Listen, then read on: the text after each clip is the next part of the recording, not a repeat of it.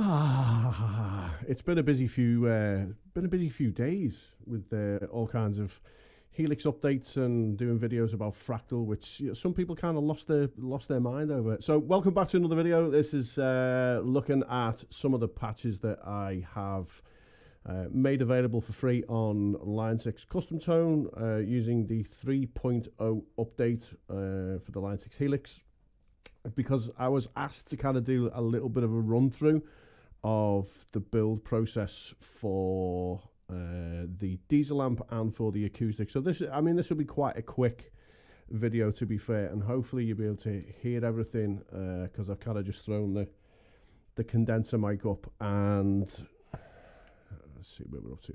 Yeah, just kind of thrown the condenser mic up into the corner, and it might be a bit echoey, but for the purpose of pleasing the people, this is what I'll do. So acoustic patch number 1, or the first patch that I did, basically it's just all on the top line. So it starts with the LA Studio comp, nothing horrendous in the settings. It kind of just if it's not there, this is the sound that we get.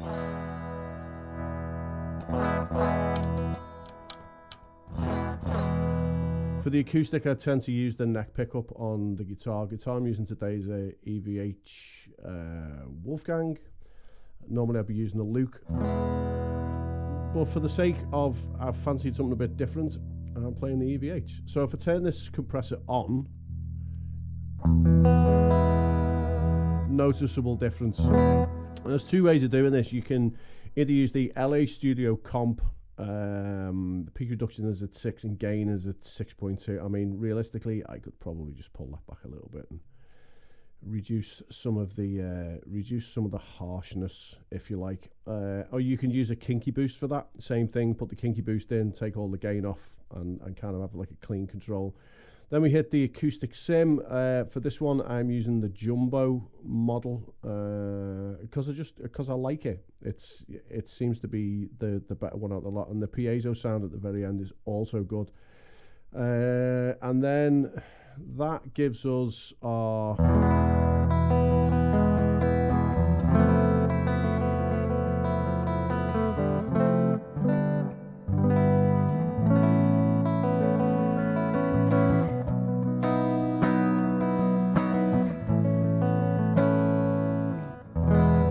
really nice. Line 6 did a really good job on this.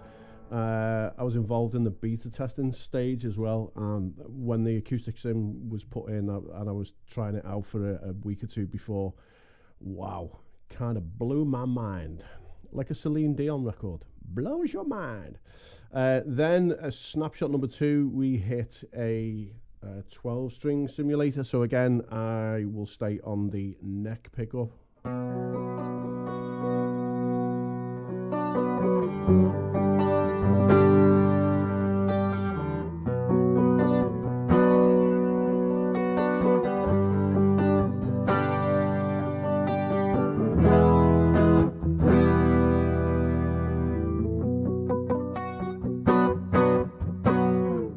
I mean, that is pretty convincing, I think. I mean, no one ever on stage is going to say to you, "Hey man, that was not a real 12th string. You're full of shit." Or they might, in that weird accent. Snapshot number 3 then takes us into the ambient. And what I've done with that is I'm running the Glitz reverb, which also hits the plate reverb. And that is pretty much it. It's quite a chordy ambient setting, and by that I mean this.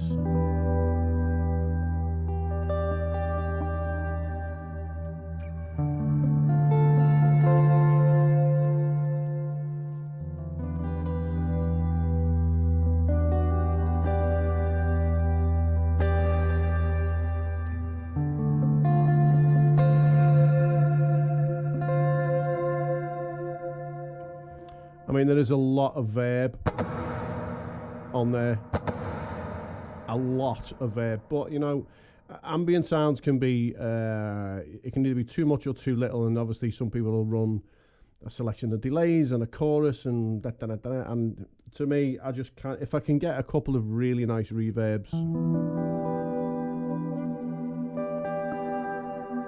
it'll give me exactly what I want. So as a recap on this one, we got acoustic number 1,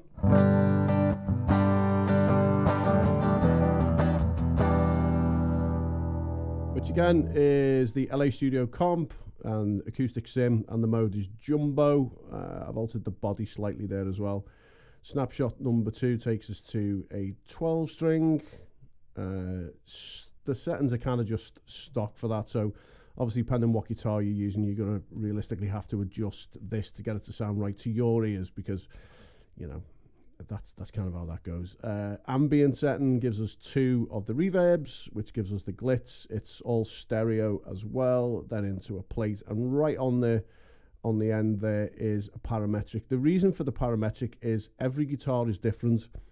Every way that people play these things is completely different, and you've got to take that into account. You know, you've got to kind of use your brain, because what happens a lot of the time is people will download these patches and then automatically come back and just start complaining at you. It sounds terrible. Well, if I'm creating something on, you know, say like a Fender Strat or whatever, and you plug it into your Dimebag Death Machine guitar with 8 strings, it's not going to sound the same.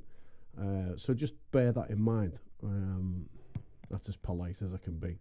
Second one is the Diesel patch, which is the there's many ways of pronouncing this. Das Benzinlied. Look, it doesn't matter how it's pronounced realistically, does it? Let's just be honest. This is almost identical to my Luke patch, which is there. It's pretty much everything is laid out the same, because I kind of like how this is. I use the Rochester comp. I've got a wah, couple of distortion, overdrive and distortion, and the Diesel patch is, you know, it's exactly the same. Obviously, I've tweaked a couple of things and changed some stuff around, but the main thing is in the amplifier. Let's just go to start at the beginning. We'll go to Snapshot 1, which is just a crunch, but it's a drivey crunch.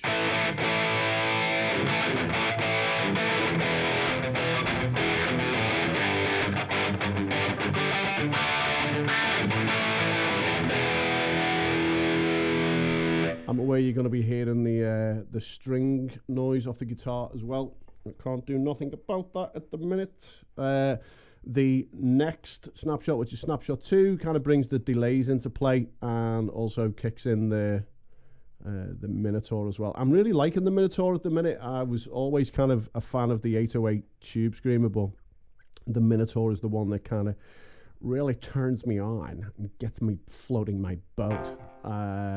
Then we hit EQ after the amp, just a Cali EQ, kind of just to tidy things up again, just because if I'm using the Van Halen guitar and then I switch to the Luke or switch to the Strat, you know, it's going to throw things kind of all out of whack. 2 delays. There is a transistor tape, which hits a simple delay. There is a chamber verb, and parked on the end is the tile reverb. I did have a question about why I usually put the tile reverb at the end of the patches. On the Fractal, there is a thing in the Fractal called an enhancer, and it's to me it's kind of the same as this. The process it is kind of the same. It feels like it's doing the same sort of job. So I kind of just sometimes, maybe 8 times out of 10, I'll park the tile delay on the end, the tile reverb on the end, and I'll just leave the mix between 30 and 36 with a 5% decay and a 20 milliseconds pre-delay, just so the notes are still kind of chugging their way through. So this is the main sound.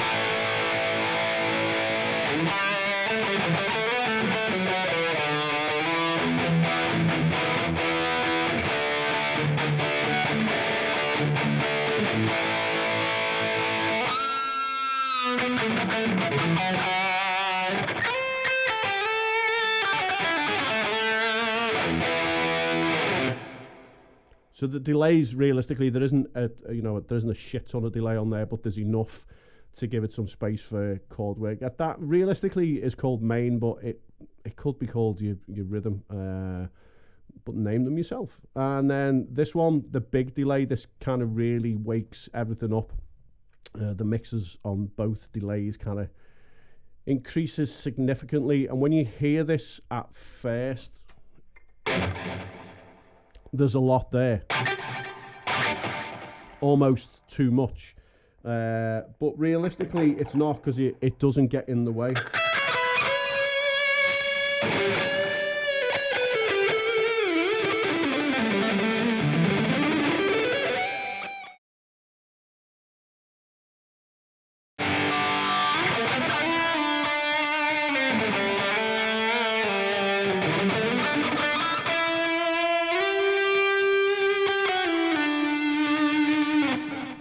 Get a good amount of sustain, good amount of sustain on that as well.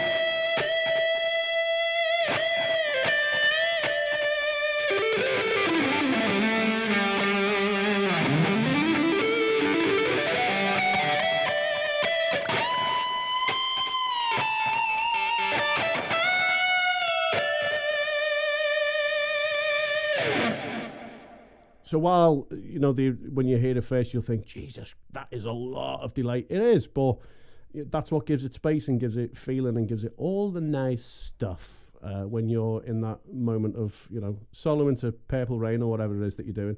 All them songs that are, you know, overplayed, Sweet Child of Mine, Purple Rain, Freebird, or, you know, all that crap. So that's the walkthrough of both of the patches. Let's just go back and show you how things are running in the main. So it hits the Rochester comp first.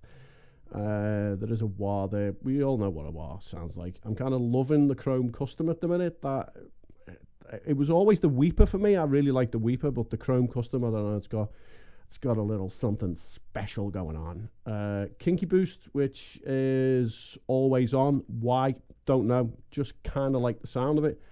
Then it hits the Minotaur. It's got a little bit of, you know, gain to kind of kick the amp in the teeth. And I tend to balance it out with, some people will go all drive on the amp and a little bit of overdrive on a pedal. I kind of try and do a bit of both, just for, I don't know, character, if you like. So the 7.2 drive on the amp and 4.3 on the pedal. All right, good. These EQ settings, again, are set for, this one is specifically set for the Wolfgang guitar at the minute, but if you download the patch, it might be slightly different. Nothing else realistically to tell you there, just using the Kali V30. Then there is a EQ. They're the settings for that. And then our two delays, then our chamber, and then our tile, and a volume pedal at the end. Because there's also a boost there as well. Forgot about that. Sorry. There's a boost there, and there is a volume pedal right there. And the reason that I put the volume pedal at the end, some people will put it at the beginning. What that does, it kind of takes the drive off the amp. It affects it differently if it's at the beginning than it is at the end. At the end, it behaves more like a volume pedal, if that makes sense. You kind of roll this back and the whole volume of the patch will kind of come down, whereas here you will get volume droppage, but it will affect how the rest of this kind of works. So is there anything else to show you? There is. This is another one that I'm kind of in the middle of building. This is not for me. This was for somebody that asked me to do it. It's very early stages. It's almost like an exclusive, if you could call it that.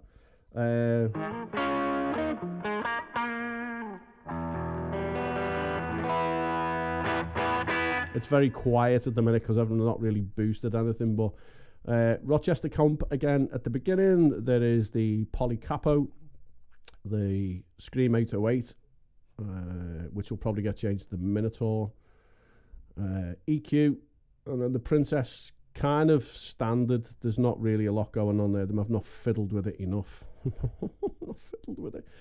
Little delay there and a plate, but obviously things are going to change in this patch, and as soon as it's ready, I'll just put it on custom tone. You've kind of seen it there, but this is what this sounds like with the Poly Capo on.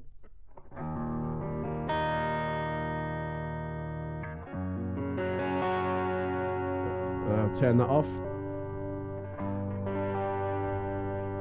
It's really good. I mean, you know, Line 6 were talking about, you know, people in the Line 6 forums, and and whatever. You were talking about, you know, polyphonic shifting and stuff like that within Helix for a little while, and some people knew that it was kind of happening.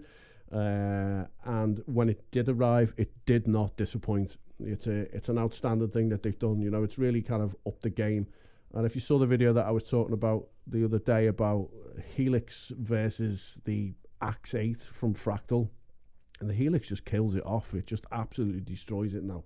There's so many cool things, so many cool features that we get in the Helix that you just don't get in the Axe 8. And the Axe 8 does sound good. It does sound good out of the box. All right, so that is it. I was just asked to walk through the 2 patches. These are both available on Line 6 Custom Tone.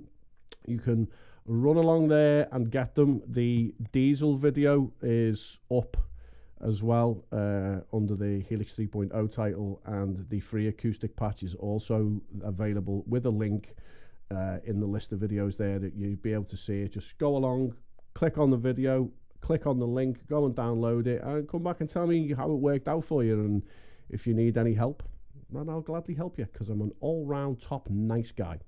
Right, boys and girls, thanks for listening, and I'll see you next time. Bye then.